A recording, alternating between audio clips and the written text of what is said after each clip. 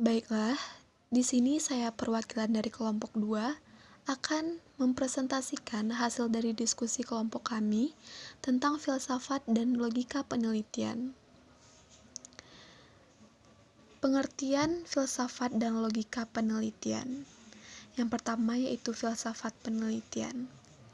Filsafat adalah pengetahuan dan penyelidikan dengan akal budi mengenai hakikat segala yang ada, sebab, asal, dan hukumnya, teori yang mendasari alam pikiran atau suatu kegiatan ilmu yang berintikan logika, estetika, metafisika, dan epistemologi.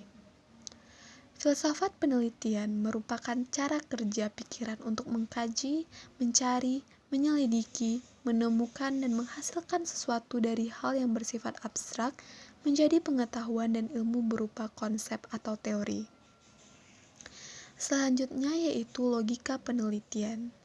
Secara etimologis, kata logika berasal dari kata benda logikos. Kata logikos berasal dari kata logos yang artinya sesuatu yang diutarakan, sesuatu pertimbangan akal pikiran, kata, percakapan, atau ungkapan melalui bahasa. Secara terminologis, logika adalah suatu pertimbangan akal atau pikiran yang diutarakan melalui kata-kata dan dinyatakan dalam bahasa. Logika penelitian merupakan sistematika penelitian yang disusun berdasarkan cara berpikir yang rasional, kritis, lurus, tepat, cermat, tertib, dan metodis, serta koheren abstrak yang ditampilkan dalam bentuk kata-kata dan dinyatakan dalam bahasa yang di dalam konteks metodologi penelitian agar lebih ringkas dan mudah dipahami ditampilkan dalam bentuk konsep. Selanjutnya yaitu macam-macam kebenaran dan cara memperolehnya. Yang pertama yaitu macam-macam kebenaran. Kebenaran ilmiah.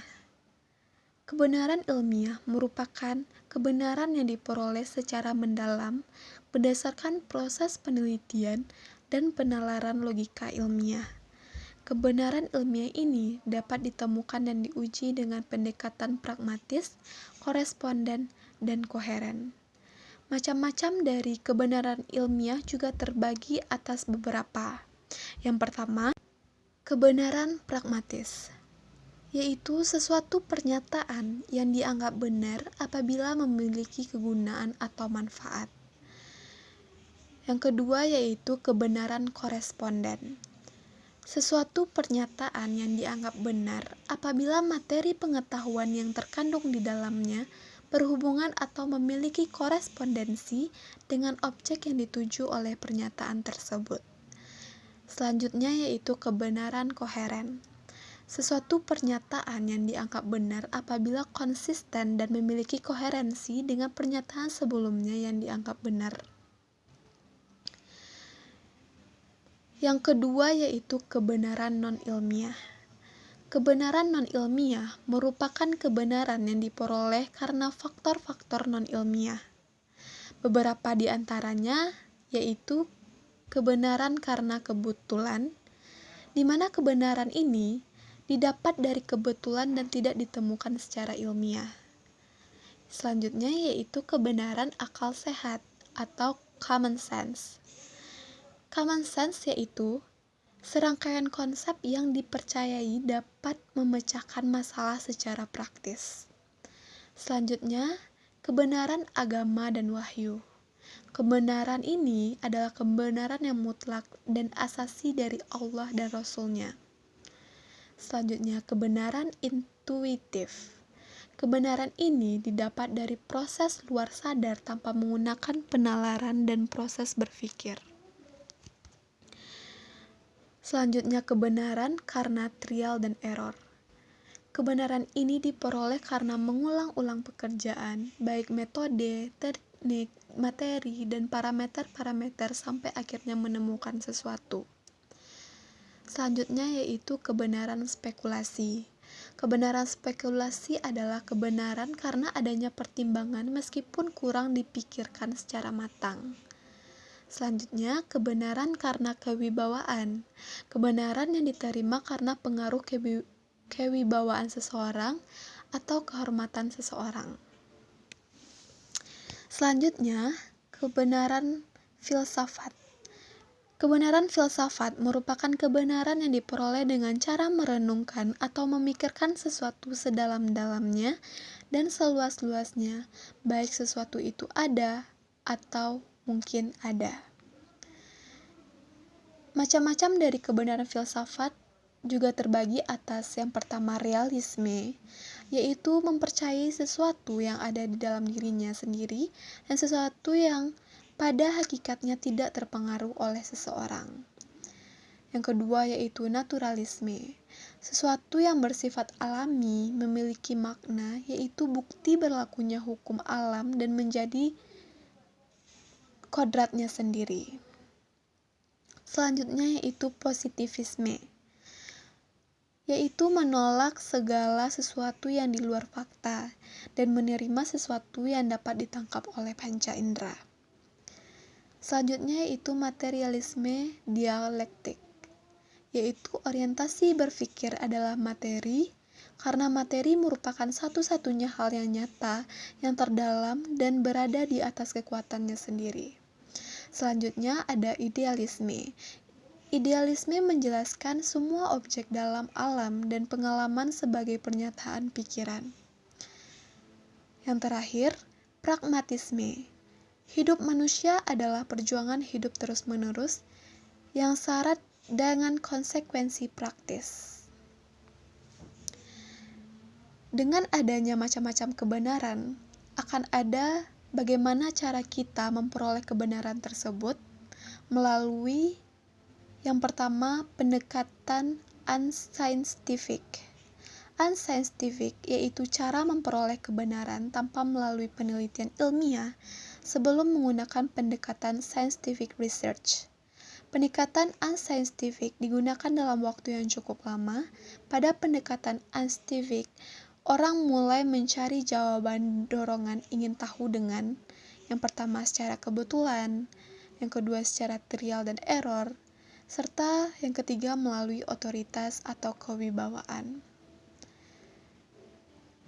Cara memperoleh kebenaran yang kedua yaitu melalui pendekatan scientific research. Scientific research yaitu cara yang ilmiah dengan memusatkan perhatian pada kebenaran ilmiah atau scientific truth dan mempertimbangkan cara untuk memperoleh kebenaran ilmiah. Ada dua macam kerja yang dapat digunakan untuk mendapatkan kebenaran atau pengetahuan. Yang pertama, menemukan kebenaran melalui berpikir kritis rasional. Cara ini adalah cikal bakal gagasan mengenai cara kerja penelitian ilmiah. Ada dua jalan dalam menggunakan cara berpikir kritis rasional, yaitu dengan berpikir analitis dan berpikir sintetis. Cara berpikir analitis yaitu berpikir dengan cara ini disebut juga berpikir deduktif karena orang membangun pola pikir dengan cara bertolak belakang dengan hal-hal yang bersifat umum dari pengetahuan, teori, hukum, dalil, kemudian membentuk proposisi dan silogisme tertentu. Selanjutnya yaitu cara berpikir sintetis. Ini bisa disamakan dengan cara berpikir induktif, di mana ini berangkat dari fakta-fakta, data-data, kasus-kasus individual atau pengetahuan-pengetahuan yang bersifat khusus, menuju pada konklusi-konklusi yang umum. Selanjutnya yaitu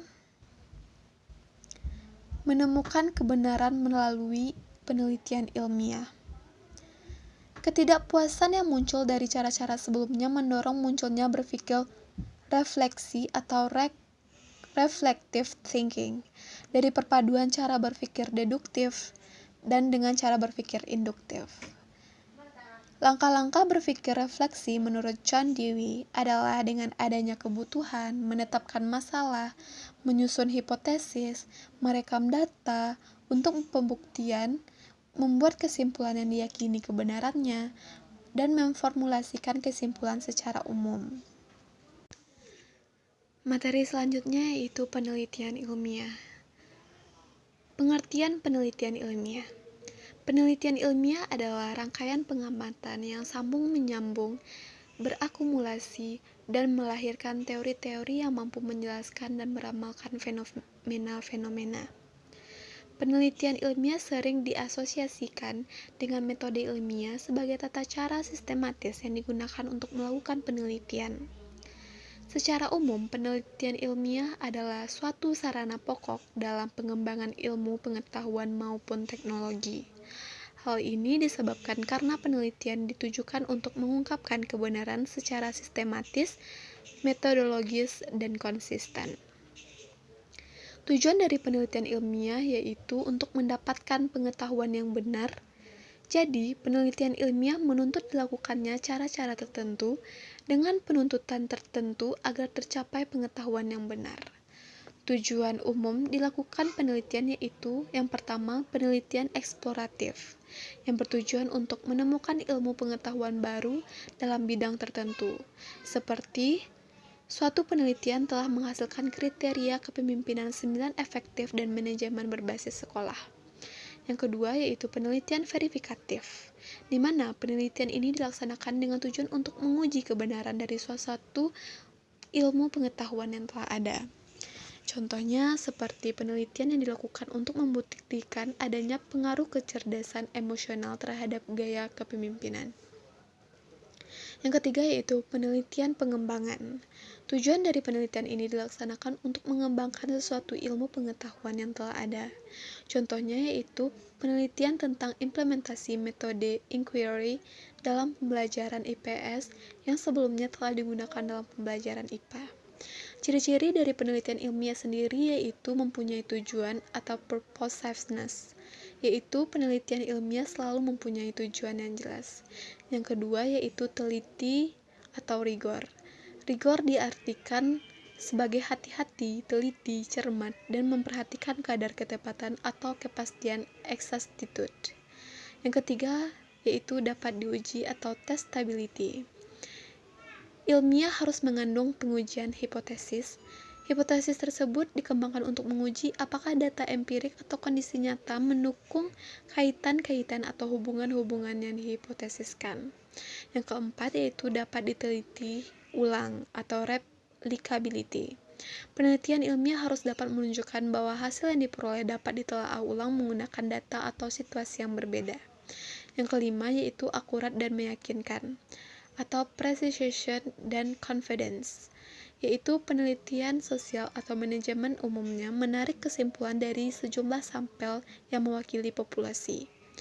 Yang keenam yaitu keobjektifan atau objektivitas adalah pengambilan kesimpulan dan interpretasi terhadap hasil penelitian buat berdasarkan fakta yang sebenarnya. Yang ketujuh yaitu keumuman atau generalizability.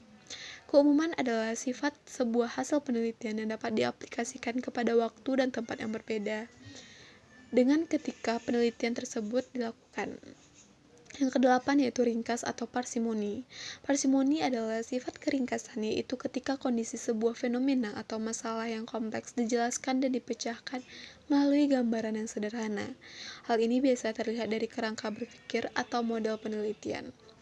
Sifat penelitian ilmiah yaitu yang pertama kegiatan mengumpulkan pengetahuan baru dari sumber primer, yang kedua menggunakan teknik yang teliti dan sistematis atau pengetahuan yang telah diteliti, yang ketiga pengumpulan data dilakukan secara objektif, yang keempat yaitu mengolah data dan mengorganisir data dalam ukuran kuantitatif dengan prosedur yang jelas. Syarat-syarat dari penelitian ilmiah yang pertama sistematis, yaitu dilaksanakan menurut pola tertentu. Yang kedua berencana, yang dilaksanakan dengan adanya unsur yang dipikirkan dengan langkah-langkah pelaksanaannya. Yang ketiga mengikuti konsep ilmiah, yang dimana penelitian dilaksanakan dari awal sampai akhir kegiatan penelitian mengikuti cara-cara yang sudah ditentukan, yaitu prinsip yang digunakan untuk memperoleh ilmu pengetahuan. Langkah-langkah dari penelitian ilmiah sendiri yaitu yang pertama mengidentifikasi dan merumuskan masalah, yang kedua melakukan studi pendahuluan, yang ketiga merumuskan hipotesis, yang keempat mengidentifikasi variabel dan definisi operasional variabel, yang kelima menentukan rancangan dan desain penelitian, yang keenam menentukan dan mengembangkan instrumen penelitian, yang ketujuh menentukan sumber subjek penelitian. Yang ke-8 melaksanakan penelitian. Yang ke-9 melakukan analisis data. Yang ke-10 merumuskan hasil penelitian dan pembahasan. Yang ke-11 yaitu menyusun laporan penelitian dan melakukan diseminasi. Terima kasih. Sekian dari hasil presentasi dari kelompok kami.